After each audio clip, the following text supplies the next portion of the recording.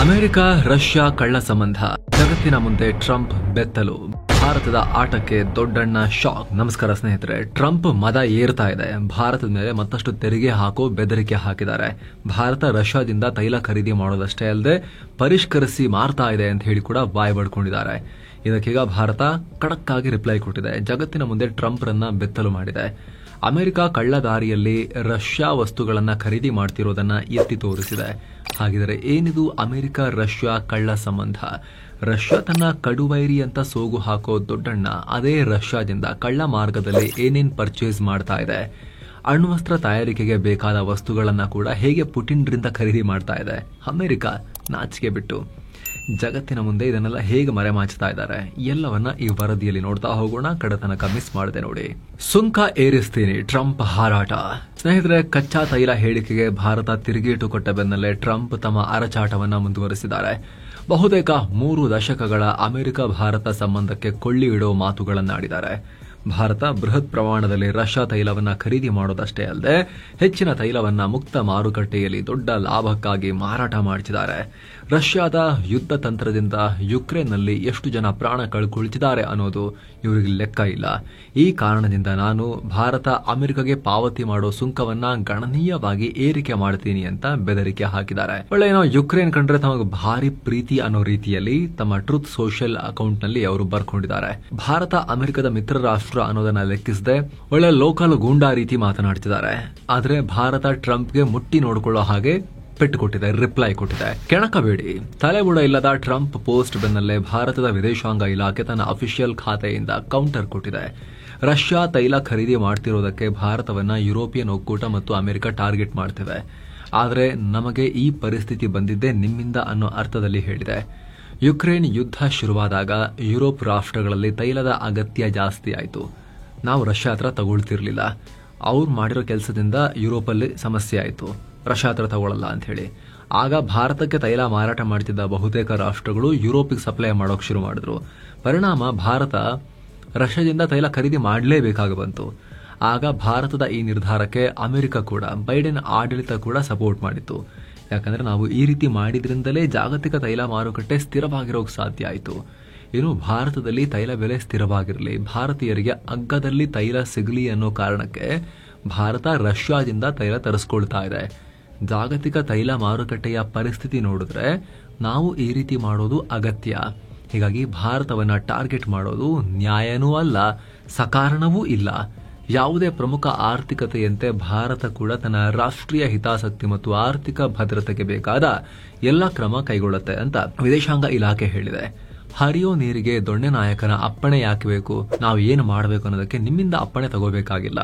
ಸುಮ್ಮನೆ ನಮ್ಮನ್ನ ಕೆಣಕಬೇಡಿ ಅನ್ನೋ ಅರ್ಥದಲ್ಲಿ ವಿದೇಶಾಂಗ ಇಲಾಖೆ ತಿರುಗೇಟು ಕೊಟ್ಟಿದೆ. ಅಷ್ಟು ಮಾತ್ರ ಅಲ್ಲ, ಇಲ್ಲಿ ಭಾರತ ಅಮೆರಿಕದ ಕಳ್ಳ ಸಂಬಂಧವನ್ನ ಕೂಡ ಬಯಲು ಮಾಡಿ ಟ್ರಂಪ್ಗೆ ಶಾಕ್ ಕೊಟ್ಟಿದೆ. ರಸಗೊಬ್ಬರದಿಂದ ಅಣ್ವಸ್ತ್ರ ಇಂಧನ, ರಷ್ಯನ್ ವಸ್ತುಗಳಿಂದಲೇ ದೊಡ್ಡಣ್ಣ ಜೀವನ.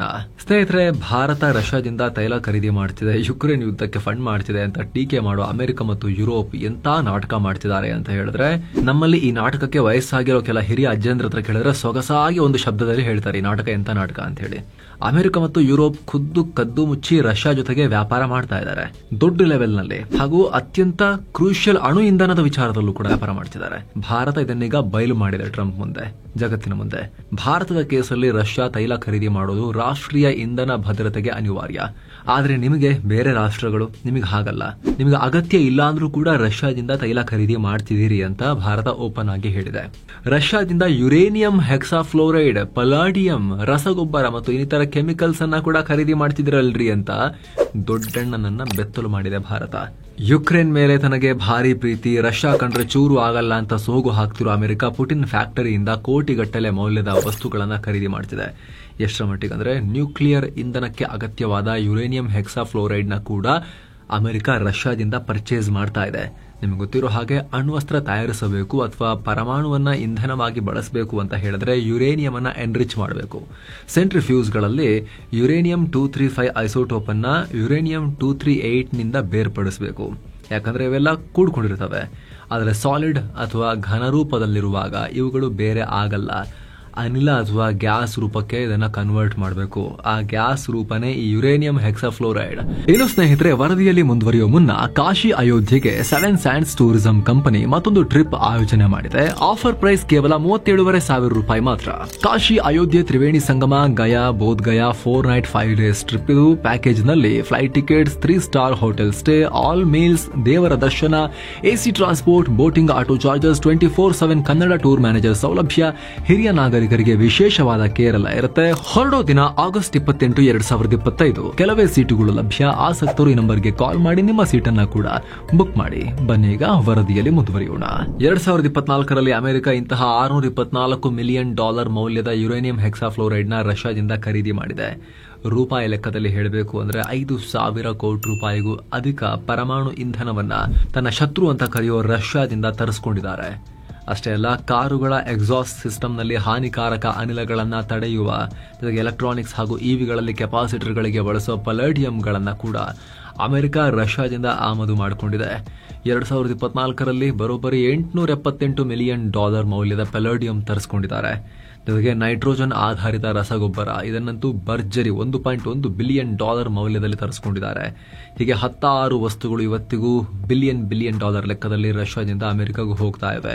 ಕೇವಲ ರಫ್ತಾಗೋದು ಮಾತ್ರ ಅಲ್ಲ, ಇವುಗಳ ಪ್ರಮಾಣ ಬರ್ತಾ ಏರಿಕೆ ಆಗ್ತಾ ಇದೆ. ಯುದ್ಧ ಶುರುವಾದ ಮೇಲೆ ಯುಕ್ರೇನ್ ಬಗ್ಗೆ ಭಾರಿ ಪ್ರೀತಿ ನಾಟಕ ಆಡ್ತಿರೋ ಟ್ರಂಪ್ ಅಧಿಕಾರಕ್ಕೆ ಬಂದ ಮೇಲೆ ಇನ್ನೂ ಪರ್ಚೇಸ್ ಜಾಸ್ತಿ ಆಗಿದೆ.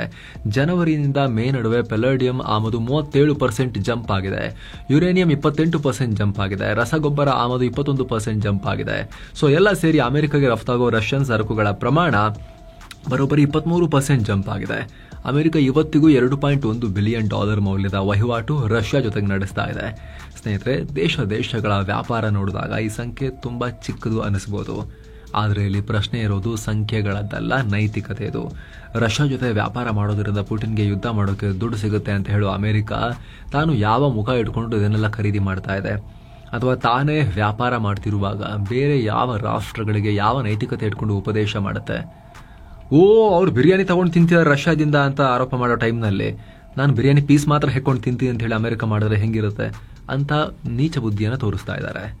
ಈಗ ರೈಟ್ ನಾವು ಅಮೆರಿಕ ಕೊಡ್ತಿರೋ ವ್ಯಾಪಾರದಲ್ಲಿ 17,000 ಕೋಟಿ ರೂಪಾಯಿ ಹೆಚ್ಚು ಕಮ್ಮಿ ವ್ಯಾಪಾರದಲ್ಲೇ ರಷ್ಯಾ 25 Su-35S ಜೆಟ್ಗಳನ್ನು ಸೃಷ್ಟಿ ಮಾಡ್ಕೋಬಹುದು ಅಥವಾ 700 ಇಸ್ಕಂದರ್ ಮಿಸೈಲ್ಗಳನ್ನು ಹಾರಿಸಬಹುದು.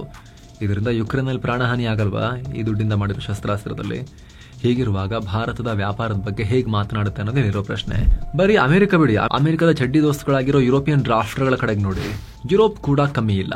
ಯುರೋಪ್ ಏನು ಹೇಳುತ್ತೆ? ರಷ್ಯಾ ಜೊತೆ ವ್ಯಾಪಾರ ಮಾಡಬೇಡಿ ಅಂತ ಧಮಕಿ ಹಾಕುತ್ತೆ. ನ್ಯಾಟೋ ಚೀಫ್ ಅಂತೂ ದೊಡ್ಡ ಇಡೀ ಜಗತ್ತಿನ ಸಾಮ್ರಾಟ ತಾನೇ ಅನ್ನೋ ರೀತಿಯಲ್ಲಿ ನಾನು ಹೇಳಕ್ ಬಯಸ್ತೀನಿ, ನೀವು ಭಾರತದ ಪ್ರಧಾನಿನೇ, ನೀವು ಚೀನಾದ ಅಧ್ಯಕ್ಷನೇ, ನೀವು ಬ್ರೆಜಿಲ್ನ ಅಧ್ಯಕ್ಷರೇ, ಕೇಳಿಸ್ಕೊಳ್ಳಿ, ಇಲ್ಲಿ ನಿಮಗೆ ಬರೆ ಹಾಕ್ತೀನಿ ಅಂತೆಲ್ಲ ಧಮಕಿ ಹಾಕ್ತಿದ್ದಾರೆ ಟ್ಯಾರಿಫ್ ದೇವರು. ಆದರೆ ಯುರೋಪ್ ಕತೆ ನೋಡಿ, ಇವ್ರದ್ದು ಇಂಥ ಬಾಳ್ ನೋಡಿ.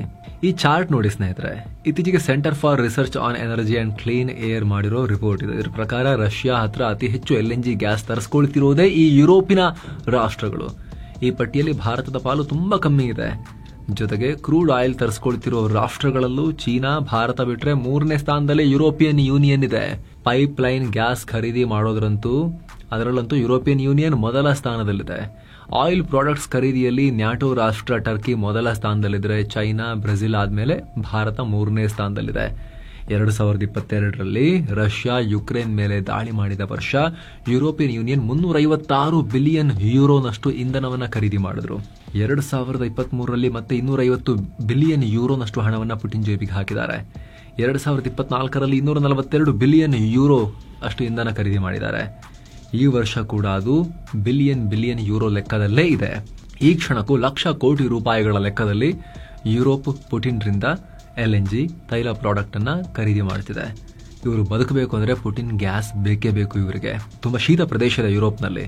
ಮನೆಗಳನ್ನ ಹೀಟ್ ಆಗಿ ಇಟ್ಕೊಳ್ಳೋಕ್ಕೂ ಕೂಡ ರಷ್ಯಾದಿಂದ ಬರೋ ಗ್ಯಾಸ್ ಅನ್ನ ಅವ್ರು ಯೂಸ್ ಮಾಡ್ತಾರೆ. ಎನರ್ಜಿ ಸೆಕ್ಯೂರಿಟಿಗೆ ರಷ್ಯಾದ ಹತ್ರ gas, LNG liquefied natural gas ಖರೀದಿ ಮಾಡೋದು ಅನಿವಾರ್ಯ ಅವರಿಗೆ. 2024ರಲ್ಲಿ ಯುರೋಪಿಯನ್ ಯೂನಿಯನ್ ಸುಮಾರು 67.5 ಬಿಲಿಯನ್ ಯೂರೋ ಮೌಲ್ಯದ ಸರಕುಗಳನ್ನು ರಷ್ಯಾದಿಂದ ಖರೀದಿ ಮಾಡಿತ್ತು. 2023ರಲ್ಲಿ ಸುಮಾರು 17.2 ಬಿಲಿಯನ್ ಯೂರೋಗಳಷ್ಟು ಸರ್ವಿಸ್ ಪಡೆದಿತ್ತು. ಇದು ರಷ್ಯಾ ಜೊತೆ ಭಾರತ ನಡೆಸಿದ ಒಟ್ಟು ವ್ಯಾಪಾರಕ್ಕಿಂತ ಹೆಚ್ಚು. ಹೀಗಿದ್ರೂ ಕೂಡ ಭಾರತದ ಮೇಲೆ ಮಾತನಾಡೋ ದರ್ಪ ಕಮ್ಮಿಯಾಗಿಲ್ಲ.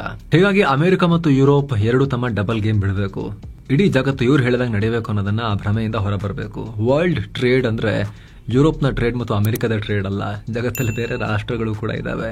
ಆಯಾ ರಾಷ್ಟ್ರಗಳ ಅಗತ್ಯತೆಗಳು ಕೂಡ ಬೇರೆ ಬೇರೆ ಇರುತ್ತೆ. ಅಲ್ಲಿನ ಲೋಕಲ್ ಸಿಚುವೇಶನ್ ಕೂಡ ಬೇರೆ ಬೇರೆ ಇರುತ್ತೆ. ಅದನ್ನ ಈ ಧೂರ್ತ ವರ್ತನೆ ತೋರ್ತಿರೋ ಅಮೆರಿಕ ಅಧ್ಯಕ್ಷ ಟ್ರಂಪ್ಗೆ ಮತ್ತು ಅವರ ಯುರೋಪಿನ ಶಿಷ್ಯರಿಗೆ ಯಾರಾದರೂ ಅರ್ಥ ಮಾಡಿಸ್ಬೇಕು. Thank you so much. ನಿಮ್ಮ ಒಪಿನಿಯನ್ ಏನು ಸ್ನೇಹಿತರೆ ಕಾಮೆಂಟ್ ಮಾಡಿ ತಿಳಿಸಿ. ಮತ್ತೆ ಭೇಟಿ ಆಗ್ತಿರೋಣ. ನಮಸ್ತೆ.